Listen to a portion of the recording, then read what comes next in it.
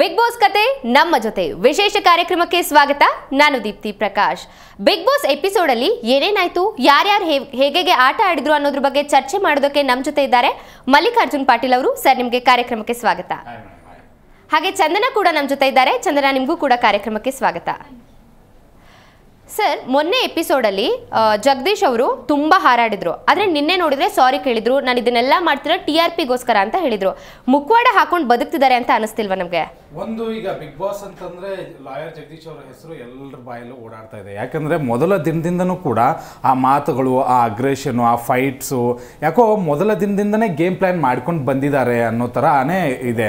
ನೋಡಿ, 10 ಸೀಸನ್ ನೋಡಿದವ್ರಿಗೆ ಈ ಸೀಸನ್ ಆಡ್ತಾ ಇರೋದು ಈಸಿ ಅನ್ನಿಸ್ತಾ ಇದೆಯಾ ಅನ್ನೋದು ಒಂದು ಲೆಕ್ಕಾಚಾರ. ಯಾಕಂದರೆ 10 ಸೀಸನ್ ನೋಡಿದವ್ರಿಗೆ ಗೊತ್ತಿದೆ. ನೋಡಿ, ನಾವು ಜಾಸ್ತಿ ಮಾತನಾಡಿದರೆ, ಇಲ್ಲ ಯಾರ್ದಾರ ಜೊತೆ ಜಗಳ ಮಾಡಿದರೆ, ಇಲ್ಲ ಯಾರೂ ಮಾಡ್ದಂಥದ್ದನ್ನು ನಾನು ಮಾಡಿದರೆ, ಇಲ್ಲ ಎಲ್ಲರೂ ಡಿಫ್ರೆಂಟಾಗಿದ್ದು ನಾನು ಇನ್ನೂ ಡಿಫ್ರೆಂಟ್ ಆಗಿದ್ದರೆ ನನ್ನನ್ನು ತೋರಿಸ್ತಾರೆ ಅನ್ನುವಂತಹ ಲೆಕ್ಕಾಚಾರ.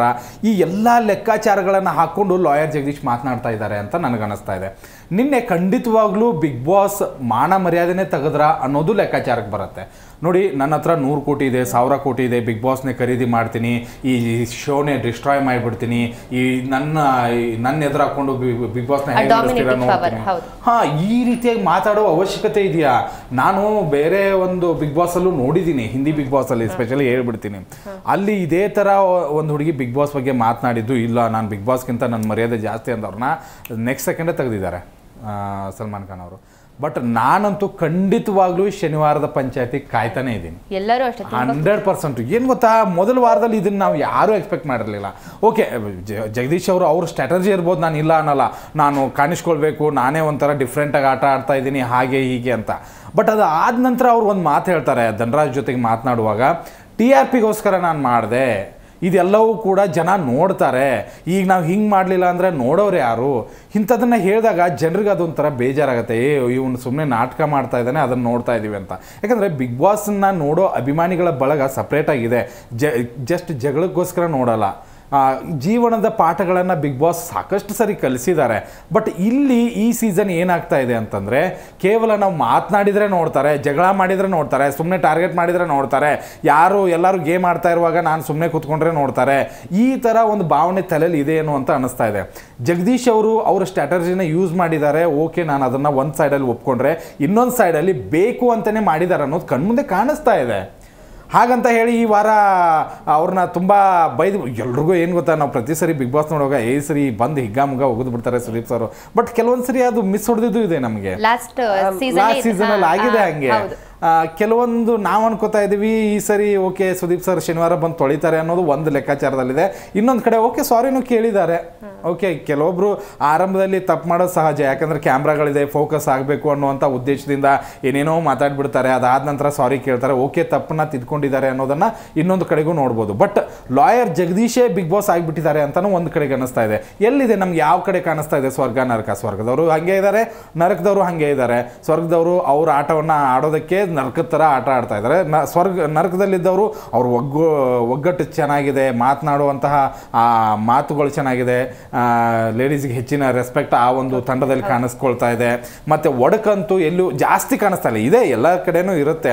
ಈಗ ಸ್ವಲ್ಪ ದಿನ ಅಲ್ವಾ, ಕಾಣಿಸೋದೇ ಇಲ್ಲ. ಎಲ್ಲರೂ ಕೂಡ ಅಣ್ತಂಬರಾಗಿರೋಕ್ಕೆ ಟ್ರೈ ಮಾಡ್ತಿರ್ತಾರೆ.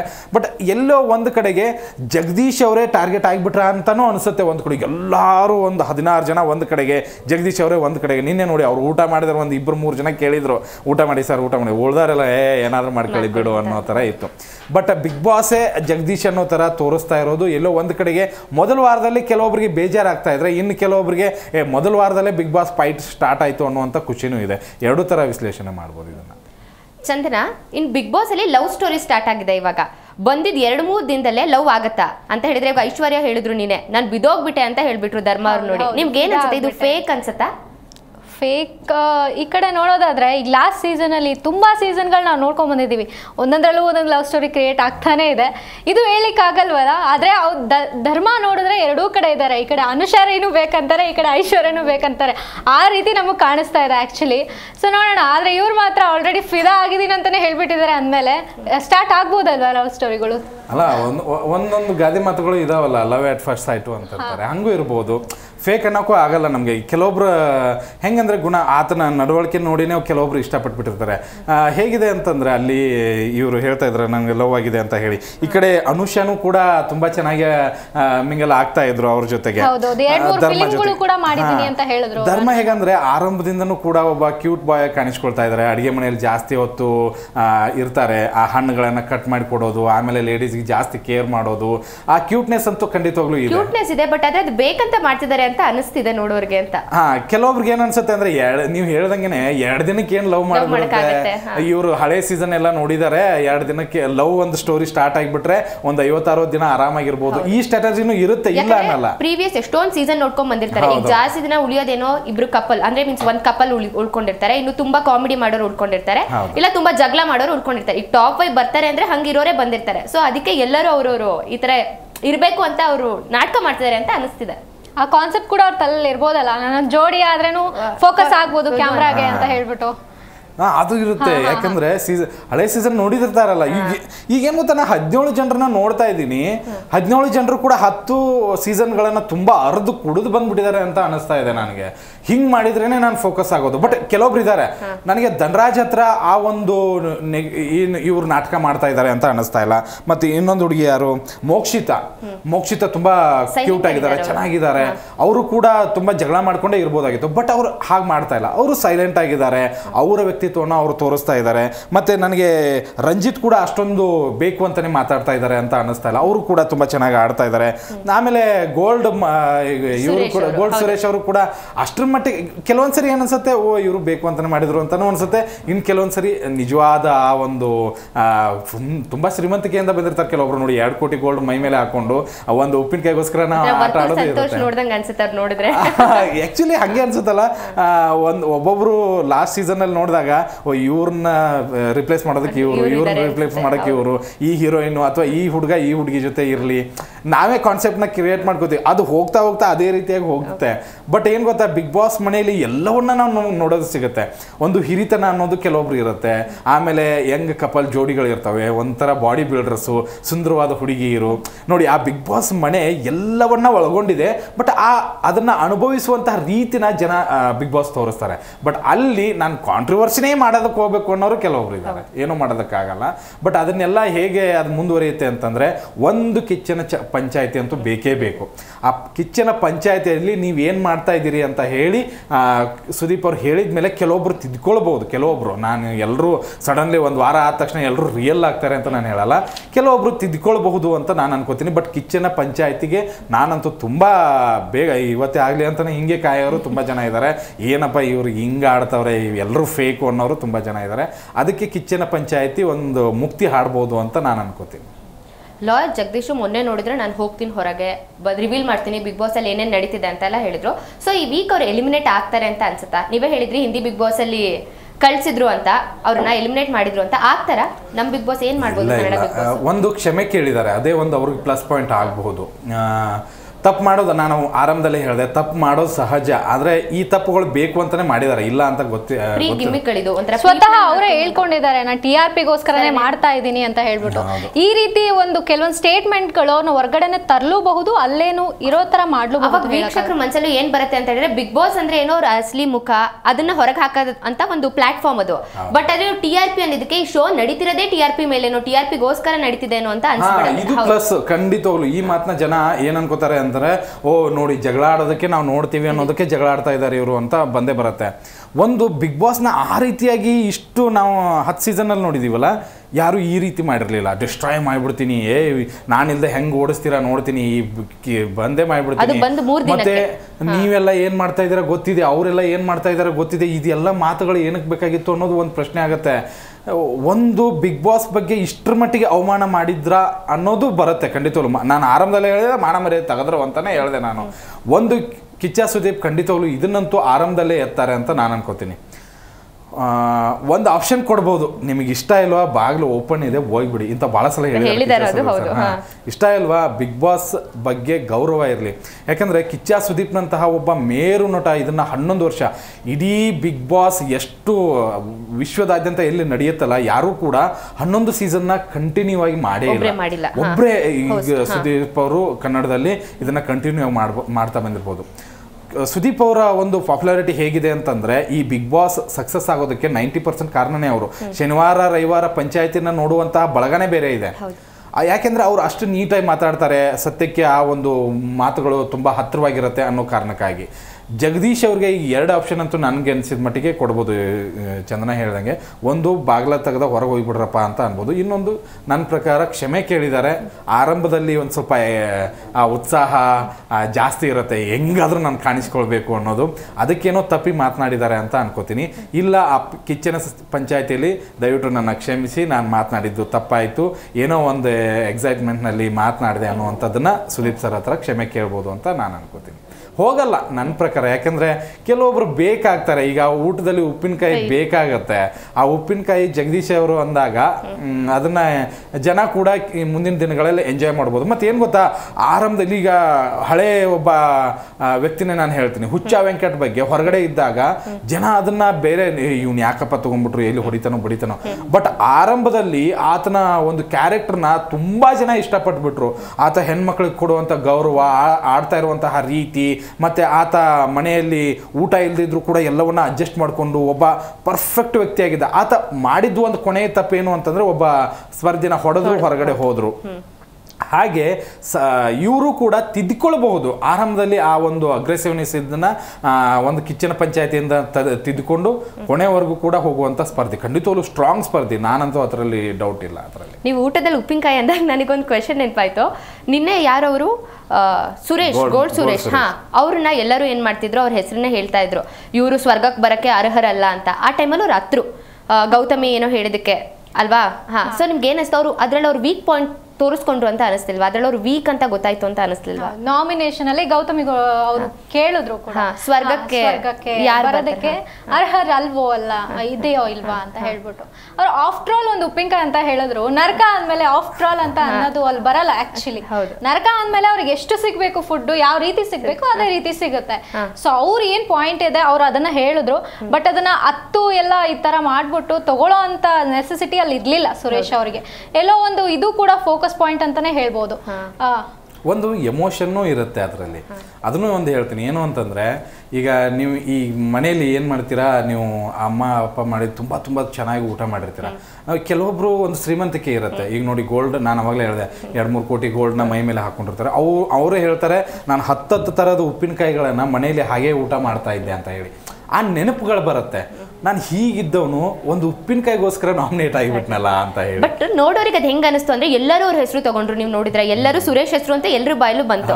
ನನ್ನ ಜೊತೆ ಅವ್ರ ಬಾಂಡಿಂಗ್ ಚೆನ್ನಾಗಿಲ್ಲ ಅಂತ ಬಂತು, ಇಷ್ಟಕ್ಕೆ ಆ ಥರ ಹೆಸರುಗಳು ಬಂತು. ನಂಗೆ ಅಲ್ಲಿ ಏನು ಅನಿಸ್ತು ಅದನ್ನ ನೋಡಿದಾಗ ಅಂತ ಹೇಳಿದ್ರೆ, ಸೊ ಅವ್ರಿಗೆ ಅದೆಲ್ಲ ಹರ್ಟ್ ಆಗಿತ್ತು. ಸೊ ಅವ್ರಿಗೆ ಏನೋ ಒಂದು ರೀಸನ್ ಕೊಡ್ಬೇಕಲ್ಲ ಅಂತ ಅದೊಂದು ಉಪ್ಪಿನಕಾಯಿ ರೀಸನ್ ಕೊಟ್ಟು ಕಣ್ಣೀರು ಹಾಕ್ಬಿಟ್ರು ಥರ ಅನ್ನಿಸ್ತು. ಅದಕ್ಕಿಂತ ಮುಂಚೆ ಈ ಐಶ್ವರ್ಯದ ಒಂದು ಸ್ವಲ್ಪ ಮಾತುಕತೆ ನಡೆದಿತ್ತಲ್ಲ, ಅವ್ರು ನನ್ನ ಜೊತೆಗೆ ಆರಂಭದಲ್ಲಿ ಬಂದಾಗ ಇವ್ರು ನನ್ನ ಜೊತೆ ತುಂಬಾ ಚೆನ್ನಾಗಿದ್ರು, ಅದಾದ ನಂತರ ನಮ್ಮಿಬ್ಬರ ನಡುವೆ ಮಾತುಕತೆ ನಂಗೆ ನಿಮ್ ಬಿಹೇವಿಯರ್ ಇಷ್ಟ ಆಗ್ಲಿಲ್ಲ ಅಂತ ಹೇಳ್ಬೇಕು. ಆಕ್ಚುಲಿ ಆ ಮಾತು ನಾನು ಕೂಡ ಅಗ್ರಿ ಮಾಡಕ್ ಆಗಲ್ಲ. ಯಾಕಂದ್ರೆ ಒಂದು ಹುಡುಗಿ ಜಾಸ್ತಿ ಮಾತಾಡೇ ಇಲ್ಲ ಅಂತಂದಾಗ ನೀವು ಅವಳ ಬಿಹೇವಿಯರ್ ಬಗ್ಗೆ ಮಾತನಾಡಿದ್ದು ನನಗೂ ಎಲ್ಲೋ ಒಂದ್ಸಲ ಬೇಜಾರು ಆಯ್ತು. ಆ ಹುಡುಗಿ ಪಾಪ ಹೊರಗಡೆ ಹೋಗಿ ಹತ್ಕೊಂಡ್ ಕೂತ್ಕೊಂಡ್ರು. ಒಂದು ಐಶ್ವರ್ಯ ಅವರು ಒಂದ್ ಸ್ವಲ್ಪ ಮುಗ್ದೆ ಅಂತ ನನಗೆ ಅನ್ಸುತ್ತೆ. ಬಟ್ ಗೊತ್ತಿಲ್ಲ, ಇನ್ನೂ ತುಂಬಾ ದಿನಗಳಿದಾವೆ. ಈಗ 4 ದಿನದಲ್ಲಿ ನಾವು ನೋಡಿರೋ ಪ್ರಕಾರ ಮಾತಾಡ್ತಾ ಇದೀವಿ. 3 ದಿನಕ್ಕೆ ಒಂದು ಹುಡುಗಿ ಬಗ್ಗೆ ಜಡ್ಜ್ಮೆಂಟ್ ಕೊಡೋದು ತಪ್ಪಾಗುತ್ತೆ, ಅದು ಬಿಹೇವಿಯರ್ ಬಗ್ಗೆ. ಬಟ್ ಅದು ಆದ್ಮೇಲೆ ಅವ್ರು ಹೇಳಿದ್ರು, ಸುರೇಶ್ ಅವ್ರು ಏನ್ ಹೇಳ್ತಾರೆ ಅಂದ್ರೆ, ನಾನು ಬಿಹೇವಿಯರ್ ಬಗ್ಗೆ ಮಾತಾಡಿಲ್ವಲ್ಲ ಅಂತ. ಆ ಮೂಮೆಂಟ್ ಮಾತಾಡಿರ್ತಾರೆ, ನಾನು ಏನ್ ಮಾತಾಡಿದೆ ಅನ್ನೋದು. ಬಟ್ ಅವ್ರು ಹೋಗಿ ಹೊರಗಡೆ ಹತ್ತಿದ್ದಾಗಿರ್ಬೋದು, ಅದೊಂಥರ ಎಲ್ಲೋ ಎಮೋಷನಲಿ ಕೆಲವೊಬ್ಬರಿಗೆ ಬೇಜಾರಾಯ್ತು. ಬಟ್ ಯಾರು ಅವ್ರ ಹತ್ರ ಹೋಗ್ಲೇ ಇಲ್ಲ. ದಂಡರಾಜ ಒಂದ್ ಸ್ವಲ್ಪ ಕೇಳಿದ್ರು, ಹಿಂಗೆಲ್ಲ ಅನ್ಕೋಬೇಡ, ತಲೆ ಕೆಡಿಸ್ಕೋಬೇಡ, ಇದೆಲ್ಲ ಕಾಮನ್ ಹಾಗೆ ಹೀಗೆ ಅಂತ ಹೇಳಿ. ಬಟ್ ಉಳಿದವ್ರು ಅದನ್ನ ಕೇರು ಮಾಡಲಿಲ್ಲ, ಯಾಕೋ ಅದು ಗೊತ್ತಿಲ್ಲ. ನೋಡಿ, ಸ್ವರ್ಗ ನಿವಾಸಿ ಹತ್ರನೇ ಒಂದು ಒಳ್ಳೆ ಆ ಗ್ರೂಪಿಸಮ್ ಇಲ್ಲ ಅನ್ನೋದು ಅಲ್ಲಿ ಕಾಣಿಸ್ತಾ ಇದೆ. ಎಲ್ಲರೂ ಕೂಡ ಗೆಲ್ಲಕ್ ಬಂದಿದೀವಿ, ಹಠಕ್ಕೆ ಬಿದ್ದವ್ರ ಥರ ನಾನು 100 days ಇರಬೇಕು ಅಂತಂದರೆ ಇದನ್ನೇ ಮಾಡಬೇಕು, ಇಷ್ಟೇ ಮಾತಾಡಬೇಕು ಅನ್ನೋದಕ್ಕೆ ಬಿದ್ದುಬಿಟ್ಟಿದ್ದಾರೆ. ಬಟ್ ಅದನ್ನ ಬಿಟ್ಟು ಕೂಡ ಒಂದು 2-3 ಜನನು ಕೂಡ ಅವರ ವ್ಯಕ್ತಿತ್ವವನ್ನು ತೋರಿಸ್ತಾ ಇದ್ದಾರೆ ಅನ್ನೋ ಥರನೂ ಇದೆ. ಐಶ್ವರ್ಯ ನನಗೇನು ಅವ್ರದ್ದೇನು ತಪ್ಪಿಲ್ಲ ಅಂತ ಅನಿಸ್ತಪ್ಪ ನನಗೇನು. ಹೌದು, ಅವರು ಆ ಸ್ಟೇಟ್ಮೆಂಟ್ ಕೊಡ್ಲೇಬಾರ್ದಾಗಿತ್ತು, ನಿಮ್ ಬಿಹೇವಿಯರ್ ನಂಗೆ ಇಷ್ಟ ಇಲ್ಲ ಅಂತ. ಯಾಕಂದ್ರೆ ಅವ್ರು ಇಬ್ರು ಮಧ್ಯೆ ಒಳ್ಳೆ ಬಾಂಡಿಂಗೇ ಇಲ್ಲ ಅಂದ್ಮೇಲೆ, ಗೊತ್ತೇ ಇಲ್ಲ ಅಂದ್ಮೇಲೆ ಒಬ್ರಿಗೆ ಹೆಂಗೆ ಜಡ್ಜ್ ಮಾಡಿ ಒಂದು ಸ್ಟೇಟ್ಮೆಂಟ್ ಕೊಡಕ್ಕಾಗತ್ತೆ. ಹೌದು ನಿಜ. ಎಲ್ರದ್ದು ಕೂಡ ಹಾಗೆ. ಈಗ ನೀವು ನಾಮಿನೇಷನ್ ಮಾಡ್ಬೇಕು ಅಂದ್ರೆ 4 ದಿನದಲ್ಲಿ ಏನಂತ ನಾಮಿನೇಷನ್ ಮಾಡ್ತೀರಾ? ಈಗ ಧನರಾಜ್ಗೆ ನಾಮಿನೇಷನ್ ಮಾಡ್ಬೇಕು, ನೀವು ಅವ್ರು ಯಾರು ಬರ್ಬೇಕು ಇಬ್ಬರದೇ ಹೆಸರು ತಗೊಳ್ಳಿ ಅಂದಾಗ ತಲೆ ಮೇಲೆ ಕೈ ಹೊತ್ಕೊಂಡು ಕೂತ್ಕೊಂಡ್ಬಿಟ್ರು ಅವರು. ಏನಕ್ಕೆ ಅಂತಂದ್ರೆ ಇನ್ನು ಇಬ್ಬರನ್ನ ಮಾಡ್ಬೇಕಂದ್ರೆ ಅವ್ರು ನನಗೆ ಟಾರ್ಗೆಟ್ ಮಾಡ್ತಾರೆ, ಅವ್ರು ಏನಂತಾರೋ ಅವ್ರು ಏನ್ ಮಾಡ್ತಾರೋ ಈ ಕಾನ್ಸೆಪ್ಟ್ ಅವ್ರ ಪಾಪ ಅವ್ರ ತಲೆ ಏನಂತ. ಬಿಗ್ ಬಾಸ್ ಅಲ್ಲಿ ಈ ಕಾನ್ಸೆಪ್ಟ್ ಇರಬಾರ್ದು ಅಂತ ಅನ್ಸುತ್ತೆ. ಇಂಡಿವಿಜುವಲ್ ಗೇಮ್ ಮಾಡಕ್ ಬಂದಾಗ ಯಾರು ಏನಾರ ಅನ್ಕೊಳ್ಳಿ, ನಾನು ಆಟ ಆಡಿ ವಿನ್ ಆಗ್ಬೇಕನ್ನ ತಲೆಯಲ್ಲಿ ಇರ್ಬೇಕು. ಅದ್ಬಿಟ್ಟು ಯಾರೋ ಏನೋ ಹೇಳ್ತಾರೆ ನನಗೆ, ಸೊ ಅದಕ್ಕೆ ಅದಿರಬಾರ್ದು. ಇಲ್ಲ, ಈಗ 4 ದಿನ ಇರುತ್ತಿದ್ದು. ಈಗ 1 ವಾರ ಹೋದ್ಮೇಲೆ ಏನಾಗುತ್ತೆ ಗೊತ್ತಾ, ಕೆಲವೊಬ್ರು ವೈರಿಗಳು ಹುಟ್ಕೊಂಡ್ಬಿಡ್ತಾರೆ. ಇವ್ರು ನನ್ನ ವೈರಿ, ಅವ್ರು ಏನೇ ಆಗ್ಲಿ ನಾಮಿನೇಷನ್ ಬಂದ ತಕ್ಷಣ ತಪ್ಪು ಮಾಡ್ಲಿ ಮಾಡದೇ ಇರ್ಲಿ. ಈಗ ನೋಡಿ, ನಾವು ಲೈಫಲ್ಲಿ ಒಂದು ತಿಳ್ಕೊಬೇಕು ಅಂತಂದ್ರೆ ನಮ್ಗೆ ಯಾರೋ ಒಬ್ರು ಇಷ್ಟ ಆಗ್ಲಿಲ್ಲ ಅಂತ ತಿಳ್ಕೊಳ್ಳಿ, ಅವ್ರು ಇಷ್ಟ ಇಲ್ಲ ನಮಗೆ, ಅವ್ರು ಏನ್ ಮಾಡಿದ್ರು ನಮ್ಗೆ ತಪ್ಪು ಕಾಣಿಸುತ್ತೆ. ಹಂಗೆ ಬಿಗ್ ಬಾಸ್ ಅಲ್ಲೂ ಹಂಗೆ ಒಬ್ರು ಅವ್ರು ಏನೋ ಯಾವ್ದ್ರಲ್ಲೂ ಮಾತನಾಡಿರ್ತಾರೆ, ಅದು ನಮಗೆ ತಪ್ಪು ಅನ್ಸಿರುತ್ತೆ, ಅದಕ್ಕೆ ಒಂದು ಜಗಳ ಆಗಿರುತ್ತೆ. ನೆಕ್ಸ್ಟ್ ನಾಮಿನೇಷನ್ ಬರಲಿ ಅಥವಾ ಹೊರಗಡೆ ಹಾಕೋದಿರ್ಲಿ ಅಥವಾ ಅವ್ರಿಗೆ ಏನೋ ಶಿಕ್ಷೆ ಕೊಡೋದಿರ್ಲಿ, ಏನೇ ಮಾಡಿದ್ರು ಕೂಡ ಅವನ ಹೆಸರೇ ನಾವು ತಗೋತೀವಿ. ನೋಡಿ, ಚೈತ್ರ ಕುಂದಾಪುರ ಅವ್ರ ಬಗ್ಗೆ. ಚೈತ್ರ ಕುಂದಾಪುರ್ ಎಷ್ಟು ಜನರಿಗೆ ಟಾರ್ಗೆಟ್ ಆದ್ರು ಮೊದಲ ವಾರದಲ್ಲಿ. ಯಾಕಂದ್ರೆ ಅವ್ರನ್ನ ಕೆಲಸಕ್ಕೆ ಕರೆದಾಗ ಅಲ್ಲೇನೇನೋ ಅವರು ಹಣ್ಣುಗಳನ್ನ ಈ ಕಡೆ ಒಗೆಯೋದಾಗಿರ್ಬೋದು, ಜೋರಾಗಿ ಮಾತನಾಡಿರೋದಾಗಿರ್ಬೋದು, ಎಲ್ಲರೂ ಫಸ್ಟ್ ನಾಮಿನೇಷನ್ ಬಂದಾಗ ಎಲ್ಲರೂ ಚೈತ್ರ ಅವ್ರ ಮೇಲೆನೆ ಮುಗಿಬಿದ್ರು. ಸೆಕೆಂಡ್ ಗೇಮ್ ಅಲ್ಲಿ ಬಂದಾಗ ಯಾರನ್ನೋ ಒಬ್ಬರನ್ನ ಹೊರಗೆ ಹಾಕ್ಬೇಕು ಮಣ್ಣು ತಗೊಂಡು ನೀವು ತಕಡಿಲಿ ಬಂದಾಗ ಜಗದೀಶ್ ಅವ್ರು ಮಾತನಾಡಿದ್ರು. ಎಲ್ಲರೂ ಕೂಡ ಜಗದೀಶ್ ಅವ್ರದ್ದು ಬುಟ್ಟಿನ ಈ ನಾಮಿನೇಷನ್ ಅಲ್ಲಿ ಅದೇ ಜಗಳ ಮಾಡೋದನ್ನೇ ಒಳ್ಳೆ ಪಾಯಿಂಟ್ ಆಗಿ ಹೇಳಿದ್ರು ಎಲ್ರು ಕೂಡ. ನಾಮಿನೇಟ್ ಇದ್ರಲ್ಲಿ ನೀವು ಜೋರಾಗಿ ಮಾತಾಡೋದೇ ನಿಮ್ಗೆ ಒಳ್ಳೆ ರೀತಿ ಇದೆ, ನೇರವಾಗಿ ಮಾತಾಡ್ತೀರಾ, ಒಳ್ಳೇದಿದು ಅಂತ ಹೇಳ್ಬಿಟ್ಟು ತುಂಬಾ ಜನ ಹೇಳಿದ್ರು. ಏನಂತ ಹೇಳಿದ್ರೆ, ಅವರು ನಿನ್ನೆ ಬಂದು ಅವ್ರ ಹೆಸರು ಧರ್ಮ ಅಲ್ಲ, ಇನ್ನೊಬ್ರು ಇದಾರಲ್ವಾ ಕಾಮಿಡಿ, ಅವ್ರ ಹತ್ರ ಧನರಾಜ್ ಹತ್ರ ಬಂದ್ ಏನ್ ಮಾಡ್ಬಿಟ್ರು, ಅವರು ಸಾರಿ ಕೇಳ್ಬಿಟ್ರು, ನಾನು ನಿನ್ನ ರಿಯಲ್ ಫೇಸ್ ಅನ್ನು ತೋರಿಸ್ಬೇಕಂತ ಹಿಂಗೆಲ್ಲ ಮಾಡ್ದೆ ಅಂತ. ಇದ್ರಲ್ಲಿ ಯಾರು ಬಿಗ್ ಬಾಸ್ ಅಲ್ಲ, ಅವ್ರವ್ರ ಗೇಮ್ ಆಡಕ್ ಬಂದಿರೋದು ಅಲ್ವಾ. ಇವ್ರು ಹೋಗಿ ಯಾವ್ದು ಇವರು ಕಂಟೆಸ್ಟೆಂಟ್ ಅಲ್ಲಿ ಒಂದು ಸೂರಡಿ ಇದೀವಿ ಅಂತ ಹೇಳಿದ್ರೆ ಎಲ್ಲರೂ ಈಕ್ವಲ್ ಆಗಿರ್ಬೇಕು. ಅದ್ಬಿಟ್ಟು ನಾನು ತನ್ನ ಡಾಮಿನೇಟಿಂಗ್ ಪವರ್ ತೋರ್ಸೋದಾಗಿರ್ಲಿ ಅಥವಾ ಧನರಾಜ್ ಹತ್ರ ಹೋಗಿ ನಾನು ನಿನ್ ಮುಖವಾಡ ಕಳಿಸ್ಬೇಕು ಅಂತ ಹಿಂಗೆಲ್ಲ ಮಾಡ್ದೆ ಅಂತ ಹೇಳಿದ್ರೆ ಅದು ಎಷ್ಟು ಮಟ್ಟಿಗೆ ಸರಿ? ನೇರವಾಗಿ ಹೇಳಿದ್ರು, ನಾನು TRPಗೋಸ್ಕರ ಆಮೇಲೆ ಈ ರೀತಿ ಮಾಡಿದ್ರೇನೆ ಜನ ನೋಡ್ತಾರೆ, ಜನ ನೋಡ್ಬೇಕಂತಾನೆ ನಾನು ಈ ರೀತಿ ಮಾಡ್ತಾ ಇದ್ದೀನಿ ಅಂತ ಹೇಳಿದ್ರಲ್ಲ. ಸೊ ಇವರು ರಿಯಲ್ ಆಗಿ ಬದುಕ್ತಾ ಇಲ್ಲ ಅಂತಾನು ಒಂದ್ ರೀತಿ ಎಲ್ಲೋ ಅನ್ಸುತ್ತೆ ನಮ್ಗೆ. ಇವ್ರು ಇದಕ್ಕೋಸ್ಕರ TRPಗೋಸ್ಕರನೇ ಈ ರೀತಿ ಮಾಡ್ತಾ ಇದ್ರೆ, ಆದ್ರೆ ರಿಯಾಲಿಟಿ ಏನ್ ಇವ್ರದ್ದು 3 days ಅಲ್ಲೇ ಬಂದ್ಬಿಟ್ಟಿದೆ ತಲೆಗೆ. ಬಿಗ್ ಬಾಸ್ ಅಂದ್ರೆ TRPಗೋಸ್ಕರ ನಡೆಸ್ತಿದ್ದಾರೆ, ಇದು ವೀಕ್ಷಕರ ತಲೆಯಲ್ಲಿ ಅದೇ ಬಂದಿರೋದು. ಅಲ್ಲಿ ಇನ್ನೊಂದು ನೀವು ಅಬ್ಸರ್ವ್ ಮಾಡಿದ್ರೆ ನೋಡಿ, ಅವ್ರಿಬ್ರು ಮಾತಾಡ್ತಾ ನಗ್ತಾ ಇರುವಾಗ ನರಕದ ನಿವಾಸಿಗಳು ಒಂದು ಮಾತಾಡ್ತಾರೆ. ಅಲ್ಲಿ ನೋಡ್ರು ಹೇಗ್ ಮಾತಾಡ್ತಾ ಇದಾರೆ, ಮೊನ್ನೆ ತನಕ ಇಲ್ಲಿ ಹೇಗ್ ನೆಗೆಟಿವಿಟಿ ಬರುತ್ತೆ ಅಂತಂದ್ರೆ, ಅಯ್ಯೋ ಎಲ್ರು ಫೇಕ್ ಅಲ್ವಾ, ನೋಡು ಮೊನ್ನೆ ತಾನೇ ಹಂಗ್ ಕಿತ್ತಾಡ್ಕೊಂಡ್ರು. ಈಗ ಅಲ್ಲಿ ಏನ್ ನಡೀತಾ ಇದೆ ಅನ್ನೋದು ಇವ್ರಿಗೆ ಗೊತ್ತಿಲ್ಲ. ಈಗ ಏನ್ ಮಾಡ್ತಾರೆ ಅಂದ್ರೆ ಇವರು ಹೋಗೋ ನೀನ್ ಅವತ್ತೇ ಅವ್ರ ಜೊತೆ ಕಿತ್ತಾಡಿದೆ ಮಾತು ಅವ್ರ ಹತ್ರನೇ ಹೋಗ್ತೀಯ. ನೋಡಿ ಕಾನ್ಸೆಪ್ಟ್ ಹೆಂಗ್ ಅಲ್ಲೇ ಬೆಳವಣಿಗೆ ಆಗುತ್ತೆ. ಒಬ್ಬ ವ್ಯಕ್ತಿತ್ವವನ್ನ ಹಿಂಗೂ ಅನಾವರಣ ಮಾಡ್ತಿರ್ತಾರೆ. ಕೆಲವೊಬ್ರು ನಾಮಿನೇಷನ್ ಬಂದಾಗ ಇದನ್ನೇ ಕೊಡ್ಬೋದು, ನೋಡಿ ಅವ್ರ ಜೊತೆ ಅವತ್ತು ಜಗಳ ಮಾಡಿದ್ರು, ನೆಕ್ಸ್ಟ್ ಡೇನೆ ಹೋಗಿ ನಗ್ನಗ್ತಾ ಮಾತಾಡಿದ್ರು, ಹಿಂಗೂ ಇರುತ್ತೆ. ಒಂದು ವ್ಯಕ್ತಿತ್ವದ ಅನಾವರಣ ಇದೆ, ನಾನು ಒಪ್ಕೋತೀನಿ. ಆದ್ರೆ ವ್ಯಕ್ತಿತ್ವವನ್ನ ಮುಚ್ಚಿಟ್ಕೊಂಡು ಬೇರೆಯವ್ರ ವ್ಯಕ್ತಿತ್ವವನ್ನ ತೋರಿಸ್ಕೊಳ್ಳೋದು ತಪ್ಪೆ. ಒಂದು ಆ TRP ಅನ್ನುವಂಥ ಮಾತಿದೆಯಲ್ಲ, ಖಂಡಿತವಾಗ್ಲೂ ಸುದೀಪ್ ಸರ್ ತೊಳೆಯೋದಂತೂ ಗ್ಯಾರಂಟಿ. ಅದಂತೂ ಜನರ ಮನಸ್ಸಲ್ಲಂತೂ ಗ್ಯಾರಂಟಿ ಇದೆ. ಅದು ತೊಳಿಲಿಲ್ಲ ಅಂದರೆ ಕೆಲವೊಬ್ರು ಬೇಜಾರಾಗುತ್ತೆ, ಇಲ್ಲ ಅನ್ನಲ್ಲ. ಬಟ್ ಕೆಲವೊಬ್ರು ಈಗ ಏನು ಕಾಯ್ತಾ ಇದ್ದಾರೆ ಅಂತಂದ್ರೆ, ನಾನು ಯಾಕೆ ಶನಿವಾರದ್ದು ಜಾಸ್ತಿ ಹೇಳ್ತಾ ಇದ್ದೀನಿ ಅಂದ್ರೆ, ಇನ್ನೊಂದು 2 ದಿನಕ್ಕೆ ಬಂತು ಕೆಲವೊಂದು ತಪ್ಪುಗಳನ್ನ ಜನರ ಮನಸ್ಸಲ್ಲಿ ಇದೆ. ಈಗ ಚೈತ್ರ ಅವರು ಹೀಗೆ ಮಾಡಿದ್ರು, ಏನೋ ಕೆಲಸ ಮಾಡುವಾಗ ಹಣ್ಣುಗಳನ್ನ ಈ ಕಡೆ ಹೋಗಿದ್ರು, ಜಗದೀಶ್ ಅವರು ಮೊಟ್ಟೆ ಕೊಟ್ಟರು, ನೀರು ಕೊಟ್ಟರು, ಬಿಸಿನೀರು ಕೊಟ್ಟರು, ಅದನ್ನೆಲ್ಲ ಮಾಡಿದ್ರು. ಆಮೇಲೆ ಈ ಕಡೆಗೆ ಧನರಾಜ್ ಅವರು ಆ ಒಂದು ಏನು ಟಾಪಿಕ್ ಇರುತ್ತಲ್ಲ, ಎಲ್ಲರನ್ನೂ ಆಟ ಆಡಿಸ್ಬೇಕು ಅನ್ನೋದು, ಅದರಲ್ಲಿ ಕೆಲವೊಂದುಗಳನ್ನ ಮಿಸ್ಟೇಕ್ ಮಾಡಿದ್ರು, ಉಸ್ತುವಾರಿನ ಸರಿಯಾಗಿ ನಿಭಾಯಿಸಿದ್ರು ಇಲ್ಲೋ ಅನ್ನೋದು, ಇದೆಲ್ಲವೂ ಕೂಡ ಜನರ ಮನಸ್ಸಲ್ಲಿ ಒಂದು 10-12 ಪ್ರಶ್ನೆಗಳಿರುತ್ತೆ. ಅದನ್ನ ಎಕ್ಸ್ಪೆಕ್ಟ್ ಮಾಡ್ತಿರ್ತಾರೆ ಜನರು, ಸುದೀಪ್ ಸರ್ ಇದನ್ನ ಕೇಳಬೇಕು, ಅವಾಗ ಅವ್ರಿಗೆ ಮನಸ್ಸಿಗೆ ಸಮಾಧಾನ, ಓ ಸರ್ ಕೇಳಿದ್ರಪ್ಪ ಇದಕ್ಕೊಂದು ಉತ್ತರ ಸಿಕ್ತು ಅನ್ನೋದು. ಬಟ್ ಅದನ್ನ ಕೇಳಲಿಲ್ಲ ಅಂದ್ರೆ ಕೆಲವೊಬ್ರಿಗೆ ಬೇಜಾರಾಗುತ್ತೆ. ಈಗ ಜಗದೀಶ್ ಅವ್ರಿಗೆ ಏನೂ ಪ್ರಶ್ನೆ ಮಾಡ್ಲಿಲ್ಲ ಅಂತ ತಿಳ್ಕೊಳ್ಳಿ, ಎಷ್ಟು ಉರಿಯುತ್ತೆ ಜನರಿಗೆ, ನೋಡೋರಿಗೆ ಕುತ್ಕೊಂಡು ನೋಡೋರಿಗೆ ನಮಗೆ ಇಲ್ಲಿ ಸಿಟ್ಟು ಬರ್ತದೆ. ಇನ್ನು ಪಾಪ ಆಟ ಆಡೋರಿಗೆಲ್ಲ ಹೆಂಗ್ ಅನಿಸ್ತಿರಲ್ಲ ಅಂತ ಅನ್ಸುತ್ತೆ. ಈ ಟ್ರಯಾಂಗಲ್ ಲವ್ ಸ್ಟೋರಿ ತುಂಬಾ ದಿನ ಉಳಿಯತ್ತೆ ಅಂತ ಅನ್ಸುತ್ತಾ? ಅದು ಅವ್ರ ಮೇಲೆ ಡಿಪೆಂಡ್ ಆಗಿರುತ್ತಲ್ವಾ. ಇವಾಗ ಅವಳು ಹೇಳ್ತಾಳೆ, ಆ್ಯಕ್ಚುಲಿ ಐಶ್ವರ್ಯ ಹೇಳ್ತಾಳೆ ನಾನೇ ಫಿದಾ ಆಗಿದ್ದೀನಿ ಅಂತ ಹೇಳ್ಬಿಟ್ಟು. ಬಟ್ ಇವಳು ಅನುಷಾ ಏನಂತಾಳೆ ಅಂತಂದರೆ, ನಾನು ಇವ್ರ ಜೊತೆ 3-4 ಪಿಕ್ಚರ್ ಮಾಡಿದ್ದೀನಿ, ಸೊ ಹಾಗಾಗಿ ನಾನು ಕ್ಲೋಸ್ ಆಗಿರ್ತೀನಿ, ಕ್ಲೋಸ್ ಆಗಿ ಮೂವ್ ಆಗ್ತೀನಿ, ಸೊ ಆ ರೀತಿ ಹೇಳ್ತಾರೆ. ಸೊ ಇದರಲ್ಲಿ ಎಕ್ಸಾಕ್ಟ್ ಲವ್ ಅಂತ ಸ್ಟಾರ್ಟ್ ಆಗಿರೋದು ನನಗೆ ಅನ್ಸೋದು ಐಶ್ವರ್ಯ ಅಂತ ಹೇಳ್ಬಿಟ್ಟು. ಅವ್ರದ್ದು ಟ್ರಯಾಂಗಲ್ ಲವ್ ಸ್ಟೋರಿ ಏನು ಗೊತ್ತಾ, ನಿನ್ನೆ ಅವರು ಒಂದು ಮಾತಾಡ್ತಾರೆ, ಉರ್ಕೊಂಡು ಅವನ ಜೊತೆ ಮಾತಾಡ್ತಾ ಇದ್ದಾರೆ ಅಂತ ಹೇಳಿ. ಯಾರು? ಅನುಷಾ ಹೇಳ್ತಾರೆ, ನಾನು ಧರ್ಮ ಜೊತೆಗೆ ಜಾಸ್ತಿ ಕ್ಲೋಸ್ ಆಗಿದ್ದಕ್ಕೆ ಉರ್ಕೊಂಡು ಆ ರೀತಿ ಮಾತಾಡ್ತಾ ಇದ್ದಾರೆ ಅಂತ. ಕೆಲವೊಬ್ಬರಿಗೆ ಹಂಗೆ ಅನ್ಸೋದು ಉಂಟು, ಯಾರ್ದಾರ ಜೊತೆ ನಮ್ಮ ಫ್ರೆಂಡ್ಸು ಯಾರ್ದಾರು ಬೇರೆಯವ್ರ ಜೊತೆ ಕ್ಲೋಸ್ ಆಗಿಬಿಟ್ರೆ ಉರ್ಕೊಂಡ್ಬಿಡ್ತಾರೆ. ಅವಾಗ ಅವ್ರನ್ನ ಜಾಸ್ತಿ ಇಂಪ್ರೆಸ್ ಮಾಡೋದಕ್ಕೂ ಅಥವಾ ಅವ್ರ ಜೊತೆ ಜಾಸ್ತಿ ಅಂದ್ರೆ ನಾವು ನಿಮ್ಗೆ ತುಂಬಾ ಆತ್ಮೀಯರು, ನೀವು ಆ ಕಡೆ ಹೋಗ್ಬೇಡಿ ಅನ್ನುವಂತ ಕಾನ್ಸೆಪ್ಟ್ ಅಷ್ಟೇ, ಬೇರೆ. ಈಗ ಏನಾಗುತ್ತೆ ಅಂದ್ರೆ ಇಲ್ಲಿ ಕಾಂಪಿಟೇಷನ್, ನೀವು ಹೇಳ್ದಂಗೆ ಟ್ರಯಾಂಗಲ್ ಲವ್ ಸ್ಟೋರಿ ನಡೆಯುತ್ತೋ ಅದು ಮುಂದಿನ ದಿನಗಳಲ್ಲಿ ಗೊತ್ತಾಗುತ್ತೆ, ಬಟ್ ನಡೆಯುವಂತ ಚಾನ್ಸಸ್ ಜಾಸ್ತಿ ಕಾಣಿಸ್ತಾ ಇದೆ ನನಗೆ. ಇಲ್ಲಿ ಏನಾಗುತ್ತೆ ಅಂತಂದ್ರೆ, ಈಗ ಧರ್ಮನ ಮಾತನಾಡಿಸೋದಕ್ಕೆ ಕಾಂಪಿಟೇಷನ್ ಸ್ಟಾರ್ಟ್ ಆಗುತ್ತೆ ಐಶ್ವರ್ಯ ಮತ್ತೆ ಇವರು ನರಕವಾಸಿ ಅನುಷಾ ಅವ್ರ ನಡುವೆ. ಈಗ ತುಂಬಾ ಇಂಪ್ರೆಸ್ ಮಾಡೋದಕ್ಕೆ ಅನುಷಾನು ಹೋಗ್ತಾರೆ, ಈ ಕಡೆ ಐಶ್ವರ್ಯನೂ ಹೋಗ್ತಾರೆ. ನೋಡೋಣ ಅದ್ರಲ್ಲಿ ಯಾರು ಸಕ್ಸಸ್ ಆಗಿ ಬಟ್ ಅದ್ರಲ್ಲಿ ಸಕ್ಸಸ್ ಆಗೋದು ಧರ್ಮ ಅವರೇ. ಈಗ ನೋಡಿ, ತುಂಬಾ ಪಾಪ ಸೈಲೆಂಟ್ ಆಗಿದ್ದವ್ರಿಗೆ ಒಂದು ಕಾನ್ಸೆಪ್ಟ್ ಅಂತ ಸಿಕ್ತು, ಕ್ಯಾಮ್ರಾ ಫೋಕಸ್ ಆಗೋದಕ್ಕೆ. ಈಗ ನೋಡಿ, ಅನುಷಾ ಜೊತೆ ಮಾತನಾಡುವಾಗ್ಲೂ ಕೂಡ ಕ್ಯಾಮ್ರಾ ಫೋಕಸ್ ಆಗುತ್ತೆ, ಐಶ್ವರ್ಯ ಜೊತೆ ಮಾತನಾಡುವಾಗ್ಲೂ ಕೂಡ ಕ್ಯಾಮ್ರಾ ಫೋಕಸ್ ಆಗುತ್ತೆ. ಇದೆಲ್ಲದರ ನಡುವೆ ಜನ ಮಾತಾಡ್ತಾರೆ ಅಲ್ಲಿದ್ದವರು, ಇವ್ನು ಯಾರ ಕಡೆಗೆ ಹೋಗ್ತಾನೆ ಅನ್ನೋವಂಥದ್ದು. ಅದು ಕೂಡ ಒಂದು ಕ್ಯೂರಿಯಾಸಿಟಿ ಅಂತೂ ಖಂಡಿತವಾಗ್ಲೂ ಬಿಗ್ ಬಾಸ್ ಅಲ್ಲಿ ನೋಡ್ಬೋದು. ಎಷ್ಟೊಂದು ವಿಷಯನ ನಾವು ಇವತ್ತು ಡಿಸ್ಕಸ್ ಮಾಡಿದ್ವಿ. ಕಾರ್ಯಕ್ರಮಕ್ಕೆ ಭಾಗಿಯಾಗಿದ್ದಕ್ಕೆ ಇಬ್ಬರಿಗೂ ಧನ್ಯವಾದಗಳು. Thank you madam, thank you. ನೋಡಿದ್ರಲ್ಲ ವೀಕ್ಷಕರೇ, ಇನ್ನು ನಾಳೆಗೋಸ್ಕರ ತುಂಬ ಜನ ಕಾಯ್ತಾ ಇದ್ದಾರೆ ಕಿಚ್ಚನ ಪಂಚಾಯಿತಿಯಲ್ಲಿ ಏನೇನಾಗುತ್ತೆ ಅಂತ. ನಾಳೆ ಇನ್ನಷ್ಟು ವಿಷಯಗಳನ್ನ ಇಟ್ಕೊಂಡು ನಿಮ್ಮ ಮುಂದೆ ಬರ್ತೀವಿ. ಅಲ್ಲಿವರೆಗೂ ನೋಡ್ತಾ ಇರಿ ಜೀ ಕನ್ನಡ ನ್ಯೂಸ್. ಸತ್ಯವೇ ಸುದ್ದಿಯ ಜೀವಾಳ.